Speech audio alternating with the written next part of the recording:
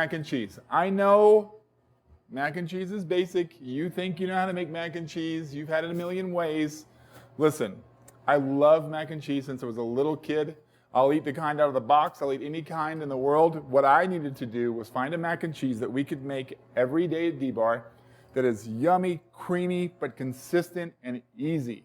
Guess what? Turns out the D-Bar mac and cheese is the #1 best-selling item on our lunch and dinner menu. We do it with a little salad. We have a couple of secret menu items we put on top, like a tempura lobster. But the foundation is the mac and cheese itself. So here we go. I don't start with anything thickened or weird or crazy. No egg, no flour, nothing like that. I just start with a little bit of warm cream. And we're going to take the cheeses that are cubed and start with them first so they start to melt. Now, one of the foundations of this is the Tillamook medium cheddar. Tillamook actually won the award for world's best medium cheddar, which I find fascinating and amazing. We're going to put that in and we're going to let the cubes melt out. Now, I don't know if anybody will believe my philosophy about the shredded versus the cubed. In sharp cheeses, I like them better when they're cubed, and I like to just barely melt them out. I just think that shred loses some of its beauty and some of its flavor because there's so much surface area in it, right? It's already starting to melt, you can tell.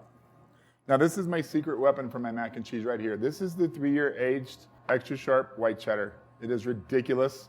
Now, it's a little risky to put this in there because it's so beautiful that it might actually break the cream sauce.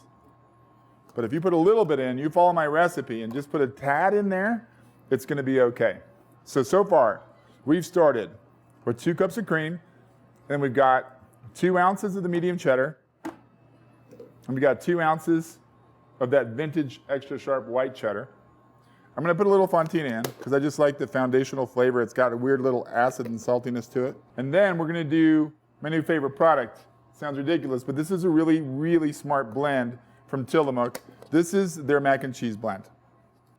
Right in the cream. Give it a swirl. A little Tillamook shredded mozz. Traditionally, a cheese for pizza. I like a little mozz in there for some stringiness when you eat it. You know, you can't be all creamy and gooey. It's got to have a little stringiness and yumminess because you know that bite, like when you put your spoon in and you like pull it up? I like that moment. So, gives a little body. The mozz is important. We're going to go white pepper and salt, cayenne, and don't be mad at me, but I'm going to use a little bit of garlic powder. This is my spice blend, and I'm going to stir that in. I like to pour my spice blend on top of my mozz, the last cheese I throw in, so that I know that mozz, as it melts and goes, it's going to take it everywhere. Otherwise, you run the risk of some lumps of spice in the sauce and some that's saltier or spicier than others. Because remember, we're never going to heat this really hot again. If we boil this, we're going to break. Cheese is an emulsion. I don't want to get too weird and techno and chemistry on you, but cheese is an emulsion. We don't want to break that. We just want to melt it out and keep it luscious and keep that gorgeous mouthfeel and that lusciousness that you expect. You can already see some stringiness. That's the mozz. While our cheese is melting into our mac and cheese sauce, we got to get our macaroni cooking, of course. Now, I know it sounds silly to have a recipe for boiling macaroni for mac and cheese, but the water and the noodles and the salt make a difference in the final product. So for me, 1 pound of elbow macaroni. Use what you want. 2 quarts of boiling water. And seems like a lot, but 1 ounce of salt.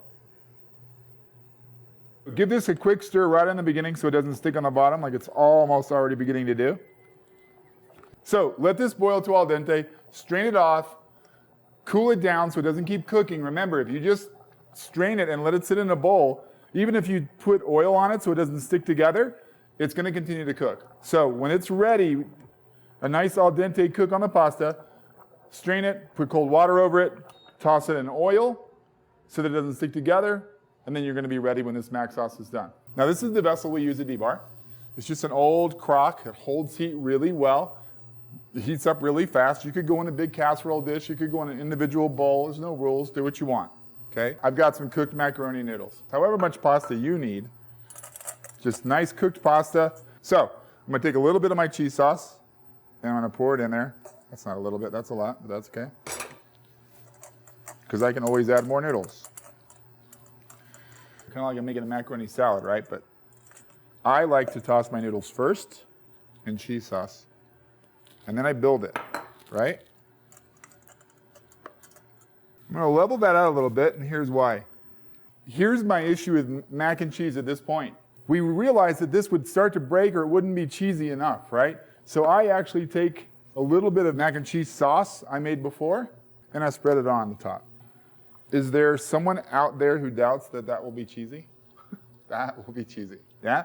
Noodles tossed in mac and cheese sauce, cold mac and cheese sauce on top, spread on there. That gives us a little landing pad for my crunchy situation, right? 3 parts Japanese panko crumbs to 1 part cheese cracker, whatever kind you want. There's a whole bunch of them out there. Now I put a dash of clarified butter, the same thing I might use when I'm making a grilled cheese sandwich, in there to kind of bind it a little bit so it's not so messy to eat, you know? And then that helps make it crunchier in the oven too. Because we need texture. Besides just the al dente noodles, a little more texture, right? Also, prevents the cheese from getting scorched. Now you might like that. You might like the crusty cheese on top, and you can leave the crumbs off. I also think it makes for a little bit better of a presentation in the final product, you know. People eat with their eyes, it's important. So, we have a mac and cheese built, pretty simple. I would rate this recipe easy, maybe easy minus, is that possible? Less than easy? It's very simple. Yeah, you just gotta use good cheese. Again, mac and cheese appeals to me because I believe in ingredients. Listen, if you're gonna try to make good food and you don't use good ingredients, then you're kind of, sort of wasting your time. Cheese is the perfect example. We've been brainwashed into knowing this about olive oil, for example.